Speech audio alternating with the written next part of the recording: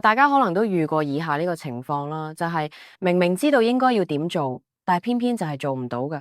我哋好中意同自己講話自己唔夠叻、唔夠好，雖然知道咁樣講對件事冇幫助，但個腦入邊嗰把聲就好似停唔到咁喎，甚至有時會認命，覺得自己性格天生就係咁負面，呢世都改唔到噶啦。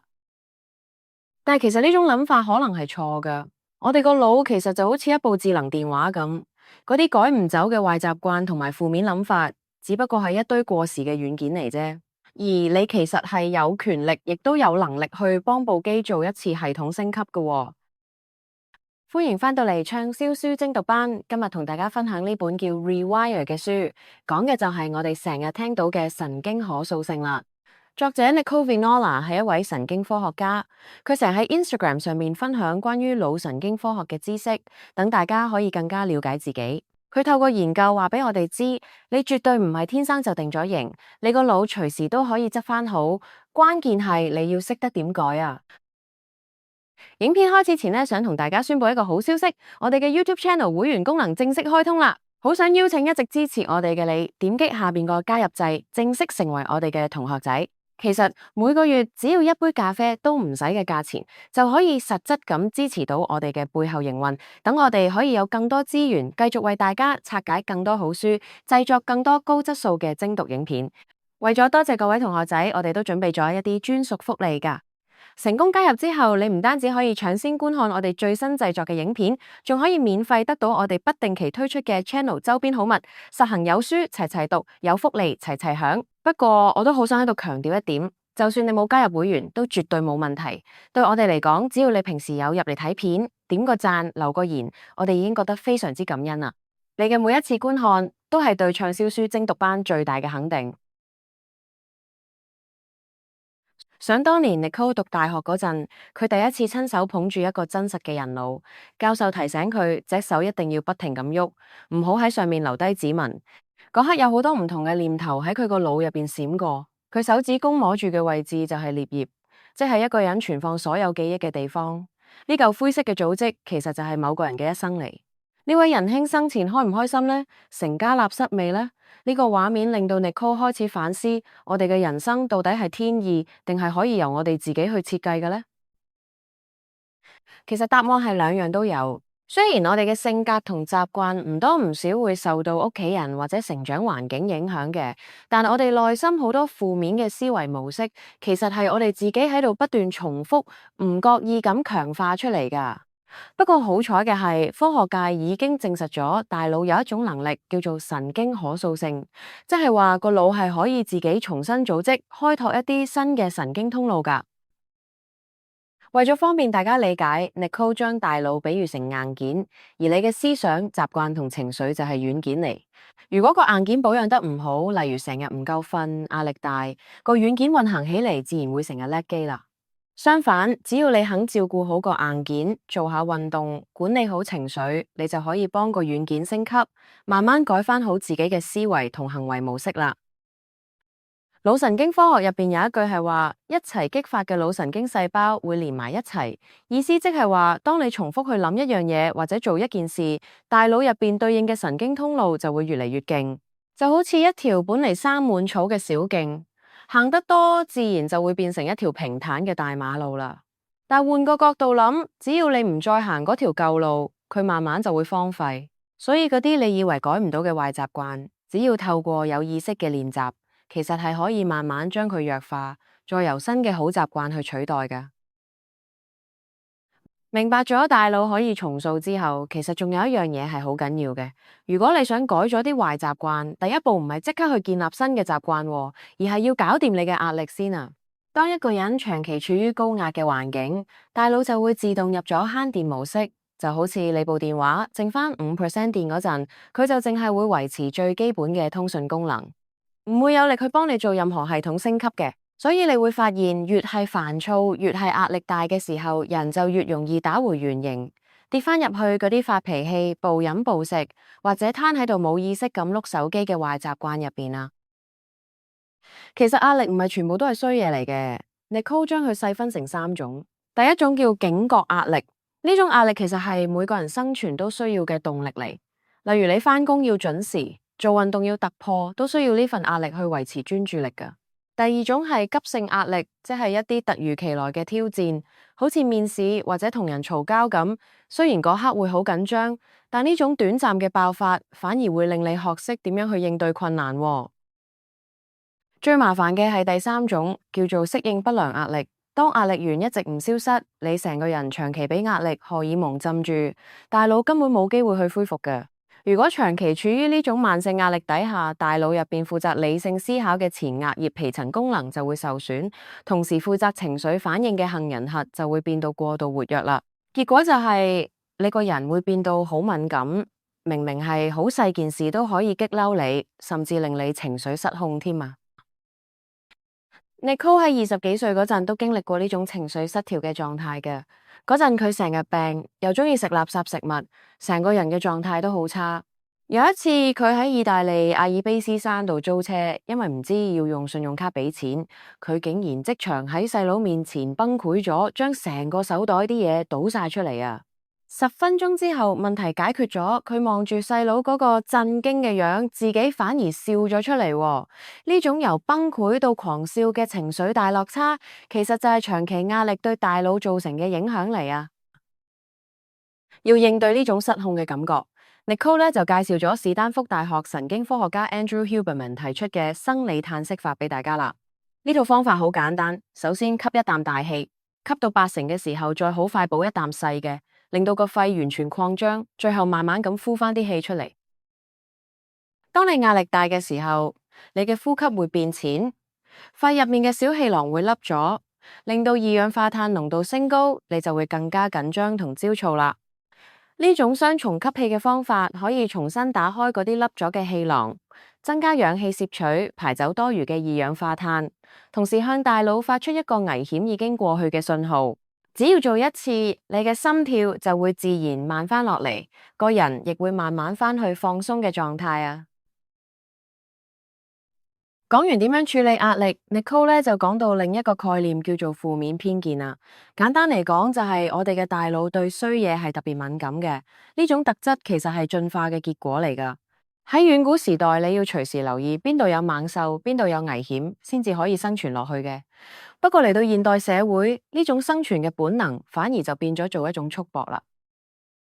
Nicole 喺 IG 上面問過啲 followers，平時對自己有咩負面假設？收翻嚟嘅答案真係幾令人心酸啊！例如有人會覺得只要喺工作上面遇到少少挑戰就一定做唔嚟嘅，亦都有人覺得自己暗戀嗰個人一定唔會中意真實嘅自己，甚至有人覺得自己永遠都唔會係做得最好嗰個。咁點解仲要試呢？呢啲對白聽落係咪覺得熟口熟面咁呢？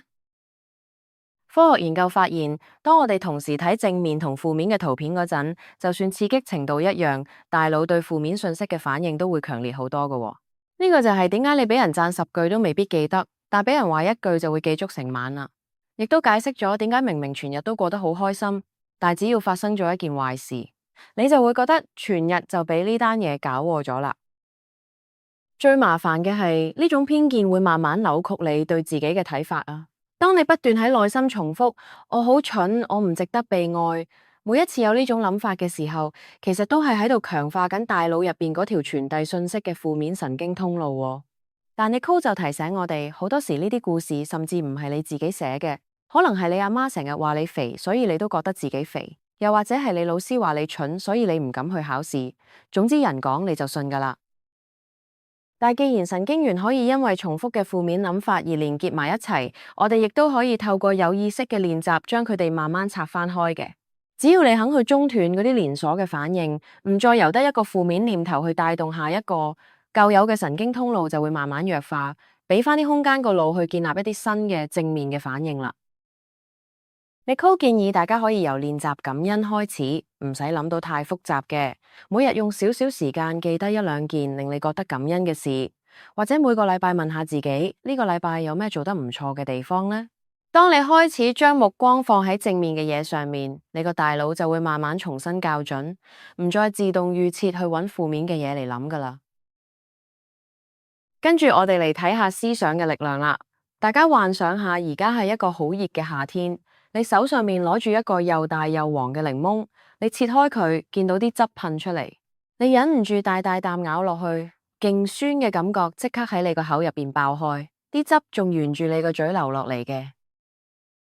唔知你有冇分泌多咗口水呢？如果有嘅話，呢個實驗就證明咗你嘅思想係可以直接引發生理反應啦。你個大腦好多時其實分唔清邊啲嘢係現實世界真實發生嘅，邊啲又只係腦入邊嘅幻覺，佢淨係會跟住你個腦入邊嗰幅圖去俾反應㗎咋。呢個就係點解成日自我否定會係件咁危險嘅事嚟啦。如果你每日都同自己講我唔得，我好差，你個大腦就會當呢啲係真嘅指令，然後不斷強化呢方面嘅神經通路，令你覺得自己真係咁冇用喎。Nicole 分享過一個叫 Josh 嘅客人，平時中意開玩笑咁話自己係個失敗者，話自己係靠老婆養。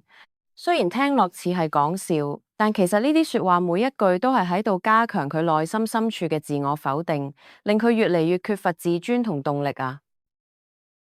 Nicole 話：我哋嘅說話塑造我哋嘅思想，我哋嘅思想塑造我哋嘅感受，我哋嘅感受決定我哋嘅行為，我哋嘅行為決定我哋嘅信念。所以想改變人生最直接嘅方法係由改口開始啊！將我做唔到改為我可以慢慢學、慢慢適應，將冇人中意我換成我中意我自己。當每一次你有意識咁做呢個替換嘅時候，你就係喺你嘅大腦入邊鋪緊一條新嘅路啊！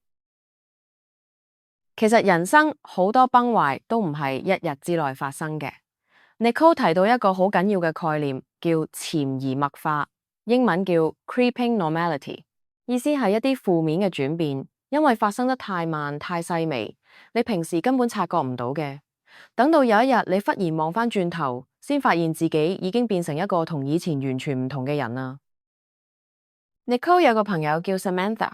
佢細個嗰陣，父母習慣將佢同家姐放喺兩個唔同嘅框框入邊，家姐係聰明嗰個，而佢就係運動型嗰個。雖然 Samantha 心入邊好想讀建築，但係因為屋企人一路標籤佢係舞蹈員，搞到佢從來都唔覺得自己有資格去追求學術方面嘅目標喎。其實佢父母都唔係啲咩衰人嚟嘅，但呢啲不經意嘅標籤同評語，慢慢就變咗 Samantha 對自己嘅核心信念啦。佢覺得自己唔夠聰明，淨係識跳舞咋。仲有一種潛移默化係嚟自一啲唔健康嘅關係嘅，對方未必會喐手打你，但佢成日會用說話去貶低你，否定你嘅感受嘅，甚至話係你太敏感、太大反應。呢啲行為每一次睇落都好似好小事咁，永遠未去到要你即刻離開嘅地步嘅，但日積月累落嚟，就好似一滴一滴嘅毒藥，慢慢改變咗你對自己嘅認知啊。如果你發覺自己成日將我好怕醜、我做唔到掛喺嘴邊，不妨停低諗下，呢啲信念到底係邊個塞俾你嘅呢？係你自己真正嘅諗法，定係身邊嘅人幫你塑造出嚟嘅幻象呢？Nicole提醒我哋，最緊要係揾翻自己真正嘅價值觀。當你肯靜落嚟，睇清楚自己到底係邊個，你就會發覺嗰個理想中嘅自己，其實一直都喺你心入邊，從來冇離開過啊！嚟到書嘅後半部分，Nicole就教咗大家幾招去改寫你嘅潛意識啦。當中有幾點真係好值得大家參考噶。第一，朝早起身唔好第一時間就拎起部電話。當你啱啱瞓醒，仲係半夢半醒嗰陣，大腦其實處於一個好放鬆、好有創造力嘅黃金狀態。如果你一瞓醒就碌電話，就等於直接跳過咗呢段珍貴嘅腦波狀態，將大腦夾硬推入去一個高度刺激嘅模式啊！一朝早咧就要追求嗰啲快餐式嘅多巴胺刺激，會令你全日嘅專注力都變到好差噶。所以朝早留翻少少時間俾自己，就算只係靜靜地咁飲杯水，望下窗出邊，都係一個好嘅開始嚟啊！第二招係視覺化練習，好似傳奇泳手菲比斯咁，佢由11歲開始就練習喺個腦入邊游晒成場比賽。佢唔係單純幻想自己會贏，而係會預演埋所有可能出錯嘅情況，諗定要點樣去應對嘅。喺2008年奧運，佢嘅泳鏡入水，搞到佢根本睇唔到嘢。但因為佢平時已經喺腦入邊練過無數次點樣處理呢種意外噶啦，佢好清楚自己要游幾多下，幾時要轉身嘅。最後佢唔單止贏咗金牌，仲破埋紀錄添啊！ Nicole 話視覺化唔係幻想，而係一種真實嘅腦部訓練嚟嘅。研究證實啦，喺腦入邊排練同真係喺現實做動作嘅時候，都會刺激大腦入邊相同嘅區域㗎。之後就係重複啦，要改變一個習慣，平均需要18到254日，而一個行為要變到自動化，大概就需要66日啦。呢個數字聽落好似好漫長，但Nicole話呢個唔係3-2個星期嘅短期任務，而係會影響你餘生嘅轉變嚟啊。當你覺得冇動力嗰陣，就要靠紀律去撐住，因為動力總會有用完嘅一日，但係紀律先至係陪你行到尾嘅關鍵嚟啊。最後一點係要喺觸發同反應之間製造空間，呢個係Nicole最中意講嘅概念嚟。當你俾某啲嘢激發起情緒嗰陣，舊有嘅反應模式會好想衝出嚟接手嘅。呢個時候，如果你可以停一停，用生理嘆息法又好，或者係深呼吸都好啦，你就有機會揀一個更好嘅處理方法啦。Nicole 就試過喺健身室因為汽水機唔收硬幣而差啲發火，但嗰刻佢成功抑制住腦入邊嗰種連鎖反應，最後仲笑住揾職員解決添啊！呢個心理空間一開始可能好細，但只要你肯練習，佢就會越嚟越闊噶啦。Nicole 仲特別提到，大腦雖然有可塑性，但佢唔係橡筋，唔會因為你有一日做得唔好就即刻彈翻去原點嘅。你之前所有嘅努力同練習，其實都已經刻咗喺腦入邊，唔會因為一次半次嘅退步而消失噶。所以唔好因為隔唔時嘅挫折就自暴自棄，完美從來都唔係重點，最緊要係肯堅持落去啊。講到呢度，大家可能會發現自己成日跌入啲明明想變但又變唔到嘅局面。呢度Nicole就講咗多巴胺點樣令我哋盲目咁追求快樂，仲有大腦點樣因為想追求安全感而產生自我破壞嘅機制啦。不過呢兩部分我喺上一條片都已經講解過啦，有興趣嘅朋友可以去嗰度睇返。呢度我就唔重複太多啦。不過Nicole喺呢本書入邊都仲有其他觀點㗎。佢認為要執翻好呢啲失衡嘅狀態，關鍵就係在於自我信任啦。自我信任係自信嘅根基，係你同自己之間嘅承諾。例如你應承咗自己朝早唔碌手機半個鐘，如果你真係做到，你個大腦就會慢慢相信你係一個靠得住嘅人。呢種微細嘅成功感就會轉化成自信啦。因為如果你連自己都信唔過，你又點信任自己可以改變到呢？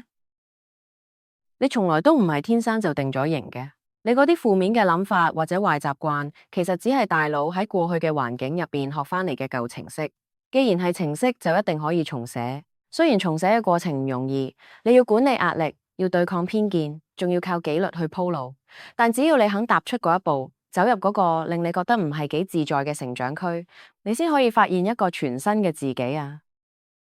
恐懼唔係你嘅敵人。恐懼其實係你採取行動嘅理由，勇敢並唔係代表完全唔驚，而係就算個心喺度跳，明知會驚，但仍然選擇行出去嘅。你要記住，你係自己成世人最值得投資嘅項目。如果我哋知道自己嘅諗法有幾大嘅力量，相信大家以後都唔會再隨便容許一個負面念頭喺腦海入邊停留啦。既然而家知道咗個方法，你又會點樣去揀自己嘅人生呢？